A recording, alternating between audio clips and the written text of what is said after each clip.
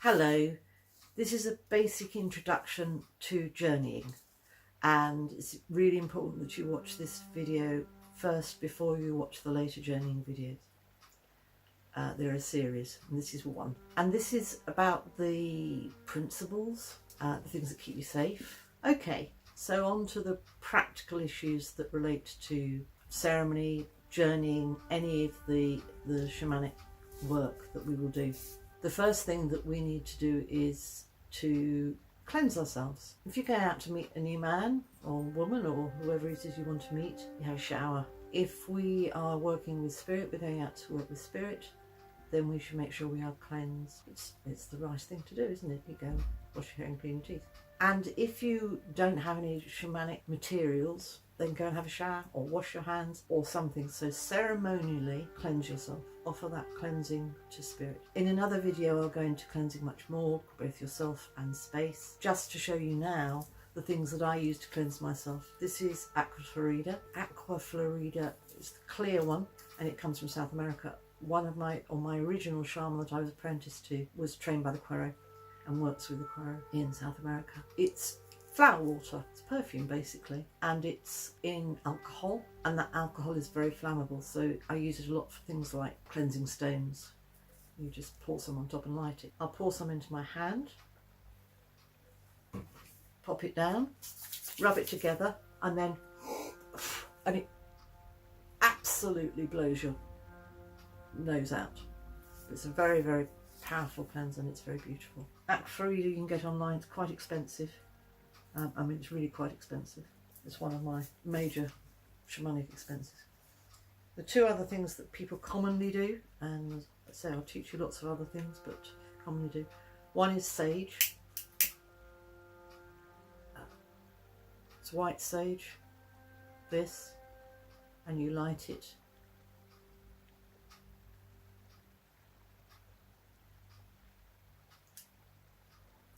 And then it smokes and you put the smoke around you.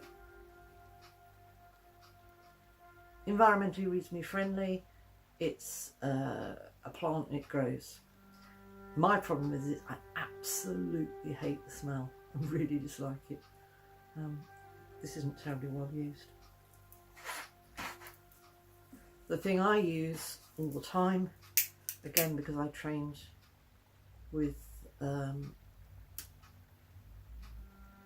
South American shaman, is Palo Santo. Now Palo Santo is a wood, it grows in the Amazon, and there are issues about whether we should be using it now because it takes, people fell the trees, it's fashionable, etc, etc, etc. I am fortunate enough to have bought a lot of Palo Santo from a reputable dealer, but before I knew that that was questionable, and I've got enough to last me the rest of my life, I think, and a lot of Palo Santo incense, which I also burn.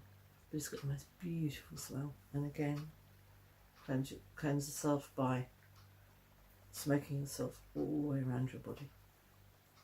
So your options are, if you've got them, use something like Aqua Florida or Palo Santo or sage. If you don't have any paraphernalia, and it's very easy to get carried away with paraphernalia that you should, kind of probably don't need, then you can just have a shower or wash. Another essential thing to do is to open your space. Now in later videos and on my blog I will show you how to open space, an array of ways of doing it, particularly a big ceremony. But it's a bit like cleansing. There are many ways and there are really powerful ways, but the key to a safe journey is having the intention to open a safe space. And I'm just going to teach you, and it's one of many ways of doing it. If you have another way, that's great, but you have to have an intention to have that safe space. So one of the ways I will open space I'll do now, which is to say this prayer to the Great Spirit. So Great Spirit, Creator, God, You who have 1,000 names, and you who are the unnameable one, who is in me and in all things, please come and support me in this space. And that opens the space. At the end of any time of whatever it is that you're doing, it's really important that you close the space again. Really important. You don't want to leave an open space with spirit flowing around and you're not there. I know people who failed to open space and it has some interesting consequences. It's a safety aspect, and it's important. So again, if we're using this prayer, Great Spirit, Creator, God, you who have 1,000 names, and you who are the unnameable one, who is in me and in all things, thank you, thank you, thank you for supporting this space. The next thing that is an absolute essential before you do any work of any sort within shamanism is to set your intention. And it's a really important principle and tool of shamanic practice. We must identify our intention every time we do a piece of work and write it down. We're working with spirit to gain information. If we have no intention, if you don't know what you're asking, you don't know what the answer means. But more importantly, really, it's protection too, because it means that you go to the right place. You don't end up wandering somewhere unknown or getting answers that you don't know what the question was for, and that can be distressing or upsetting. So it's a really key tool. In shamanism, the concept of intention is slightly different from other bits of New Age. It's not the same as Louise Hay's intentions, for instance, or ordinary intention. You know, it's my intention to go out today. We're working with spirit to gain information that we couldn't get any other way. And so what it is what's the question we're asking? How do you ask that question is really important. So yes and no answers don't work. Should I change jobs? You will not get an answer that means anything. But please show me what my life will be like if I change jobs. Will actually give you something really meaningful. The answers we receive will be symbolic or a metaphor, and it's sometimes part of the process of those answers that we actually have to sit with the response and look at it. I also think it's really important that you triangulate any answer, because sometimes we get carried away with our own ego. So spirit says something and we think, yippee, that means that man really loves me, and actually it doesn't. It's what we want to hear.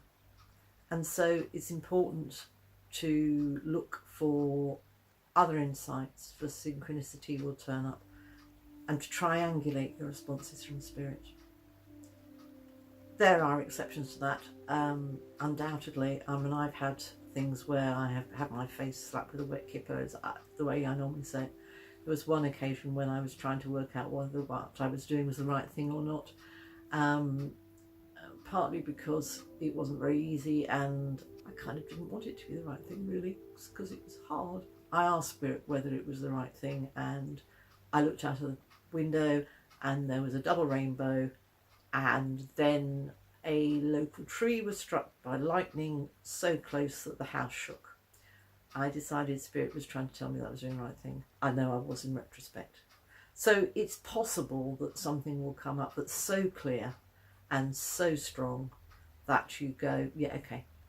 But it's also possible that there'll be something that turns up that you think, when you start, you think it's one thing and then you slip into something else. Always, always, always go for the first thing that comes into your head, because that's coming from spirit, it's not coming from your ego. I've made mistakes.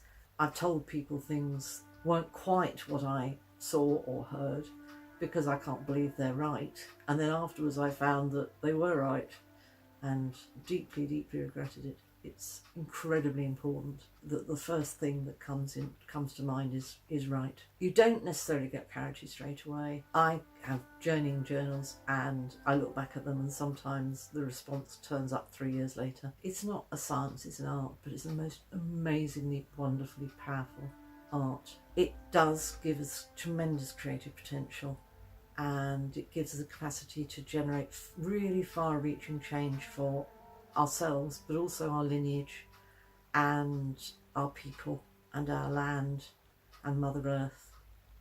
And so I think it's incredibly important. If you want to understand more about intention, I write a blog and the link is at the end, and I've written a whole blog on intention on the 19th of April 2019, which you can go and look at. So through these tools and techniques, we are able to see. That's a technical term. It doesn't mean that you will necessarily have visual images. Lots of people feel or smell or hear things. It's a bit of a daft word, really. Perceive or sense probably be a better word, but people just say see. Finally, the other thing that you need to be aware of after you've journeyed is that you make sure you ground yourself properly and are back in your body. On my blog on the 4th of May 2019 and on my website, I talk about a lot more detail about grounding. But after a journey, I pat myself down, literally,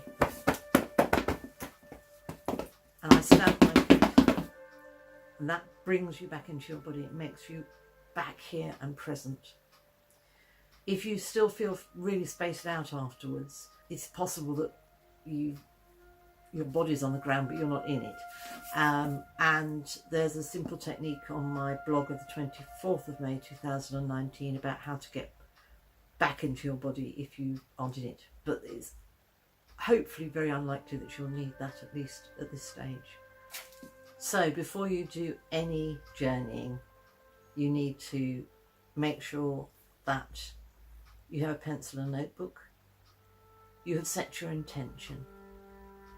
You've cleansed yourself and you have opened the space. After you journey, you'll need that notebook and pencil, and you need to write down what you said, and you need to make sure you're grounded, and you need to close to that space. So open space, cleansed, notebook and pencil, intention, and then write notes, ground yourself and close. Enjoy. I'll see you on video 2. If you enjoyed this video, please give it a thumbs up. It really means so much to me. If you have any questions, please put them in the comments and I will get back to you as soon as I can. Please subscribe to the channel. So very much love. Sarah.